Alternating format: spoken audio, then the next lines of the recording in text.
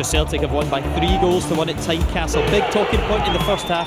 Jamie Hamill adjudged to have handled the ball. Commons punished Hearts. Anthony Stokes then put Celtic ahead after Jason Holt had scored. Timo Pukki rounded the scoring off. A reaction from the away dressing room now with Emma Dodds. And I'm alongside 2 of the 3 goal scorers this afternoon, Anthony Stokes and Timo Pukki. Anthony, 3-1 winners today. Do you feel you deserved that? Yeah, I think so. I think we dominated the game. They started at a high tempo, which we expected, but yeah, we saw it out in the end, and thought we finished the game strong. How difficult a venue is this still to come to, despite the restrictions on Hearts? Yeah, it is. It's always difficult. Listen, it's a great atmosphere here, and I love playing here. So yeah, just glad we got the result today. They're obviously in a bit of trouble, but they've got a young side out there, and I thought they worked very hard today, and they played some good football as well. So credit to them. Timo, that was your debut for Celtic. What's your first impression of the Premiership? Yeah, it was good league, good game, and I think it was not so easy game for us, but we are happy for the victory.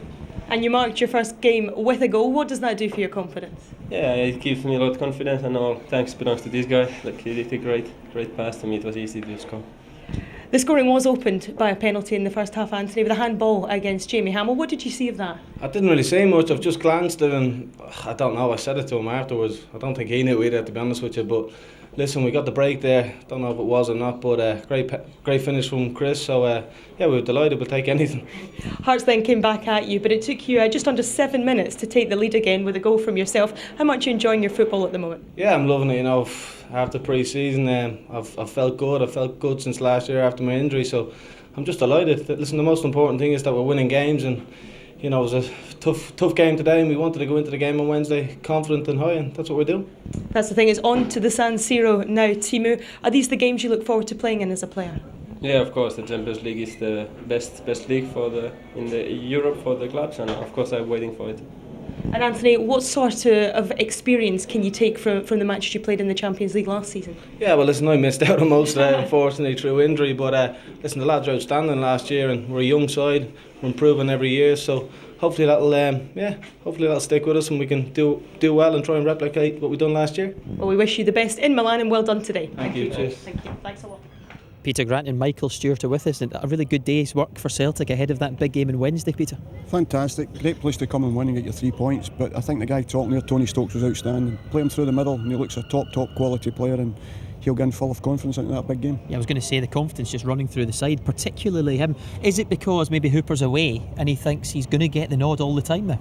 Well, there's arguments for when there's competition there that if people raise their game. It may well be the case that Anthony Stokes is somebody that needs that little bit of security, knowing that his position's safe. But me and Peter were talking about in the first half there when Matthews went off, they put him in the hole and pushed Commons wide, and it just disrupted their combination a wee bit. Yeah. And you see with the second half with the second goal for Celtic, it was the combination between those 2 guys again that I think was vital for them throughout the game.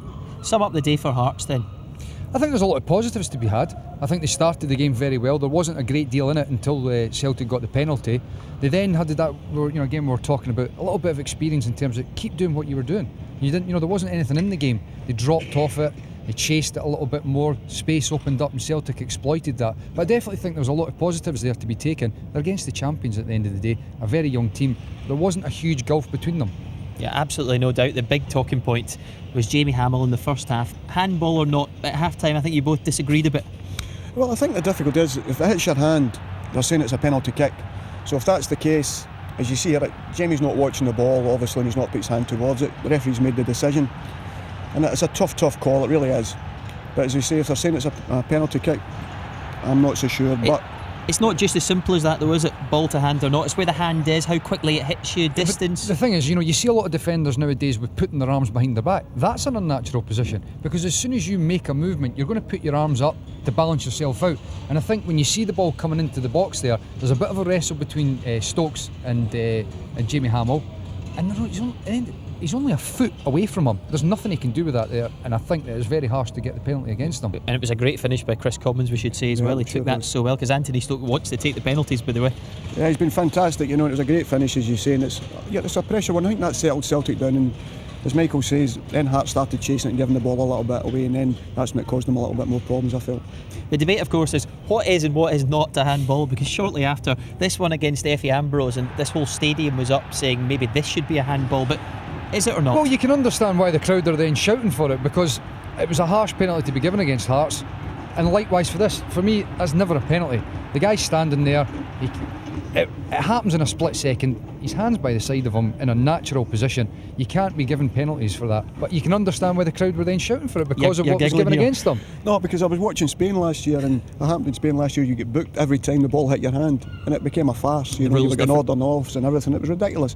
And you say it's never a penalty kick, but if you give the one in the first half with the player not looking at it, is it a penalty kick again because the ball struck your hand? And that's where everybody gets frustrated, supporters as well, and it's difficult for the referees as well. Yeah. Certainly is. Jason Holt scored in the second half for Hearts, who actually began the second half really well. I don't know what was said in there at half time, but you could see the response. They started attacking more, making more chances. They did, and it's the bright sparks that we've spoken about. Jamie Walker out here, twisting and turning the defence. But the problem here is when they came back, cut back Jamie Walker, Celtic didn't get out quick enough, and they were too close on top of Foster. You see here, he cuts back. Celtic need to get out the box quicker, and what that enables there is that Joe Ledley's closing him down here, and he's that yard off him. If they'd pushed up quicker, he might have been able to block it, and then it makes it difficult for Forster because it's so quick to react, because the guys are so close to him that it's difficult for him to be able to get the save on it. Any blame for the goalie there, or has it just come at him so quickly? No, it's very quick and it's low and it's a good finish, to be fair, but Michael's 100% right. I think if Celtic move a yard, it moves Ledley a little bit closer and allows him to get the block off, because Scott Brown was called across the pitch, and that made it a little bit difficult and left a little bit of space, and you get punished for it. You have to admire, though, the response of Celtic and Anthony Stokes as well, because they created chances all day, but they needed to get, you feel, just ahead quickly again in the game. I think the change again of the system, they changed it back again, and it was the first time these two Commons come in off the line, and then gets the ball through, and then he fancied Stokes to finish it, absolutely no doubt, but it's the first time Commons was in behind the line here, and you see he just puts his head on, Stokes already side on in between the defender and the full-back, a fantastic finish, and what a time to score.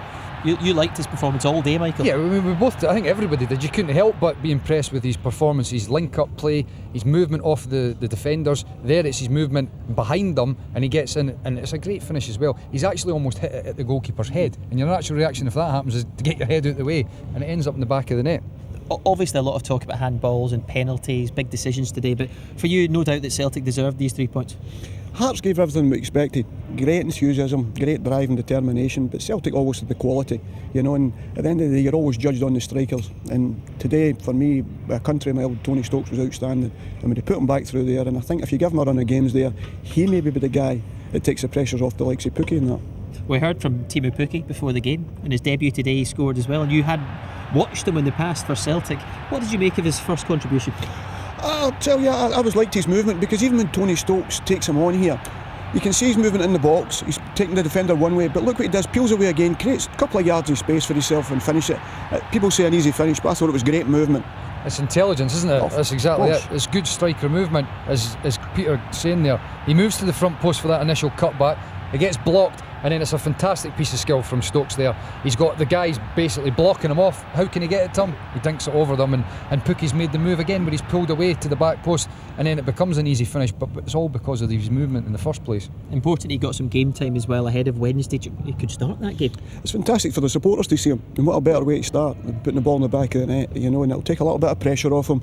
It gives Neil a little bit of time with the strikers he's got. He'll think, well, there's somebody back, there's the confidence. It's not going through 6 weeks, 5 weeks, 4 weeks saying he's not scoring, and it puts added pressure to him. He's done that today, and now he'll be looking forward to kick on. Okay, let me just take you sideways a little bit here, because so much talk of the future of Hearts.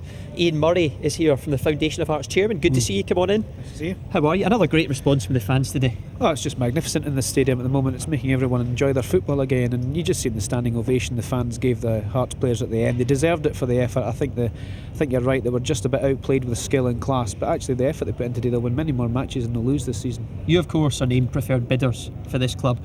How's it going, this ambition to take over fully now? Well, negotiations are ongoing, but there's the big imponderable, the 50% shareholding that's still sitting at the U-Big Bank in Lithuania is still unresolved. That's still going through a legal process. Hopefully we'll have some resolution to that fairly shortly, but actually, until that's resolved, nothing can really be taken forward. So we're just hanging in there. The club's ticking over, the administrators are doing well, the fans are right behind the club, they're right behind the foundation, and it's amazing what a few points picked up here and there does to the enthusiasm around here. They Ian, certainly I are was just right going to say, behind you, sorry Darryl, with this thing that we're talking about with the administrators over in Lithuania, is there any sort of insight into what sort of timescale they're looking at here, or is it just an endless, how long's a piece of string sort of thing? Well, it's a complicated legal process, but as I understand it, there should be some resolution to it sometime around the end of September, and whether that'll come to fruition, who knows, but hopefully those timescales will start lining up, and once that's done, there's a real opportunity then to get around the table and get the deal done. Are you confident? Well, we've got preferred bidder status. That gives us a bit of confidence because the administrators of UKO Bankers have had to agree to that. Our offer's on the table. It's been there for some time now.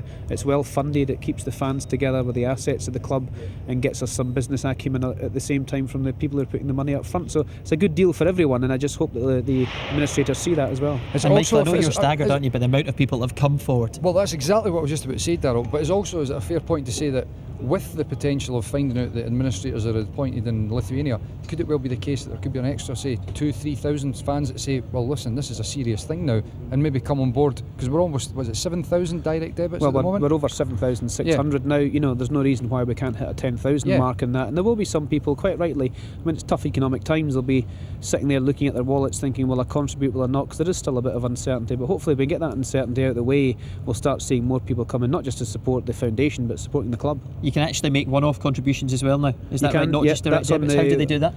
Straight to the website again. You do it the same process as you set up a direct debit, but you click the button to do a one-off contribution, and that all goes into the pot as well. Ian, thanks very much for joining us. Hearts fans were magnificent again.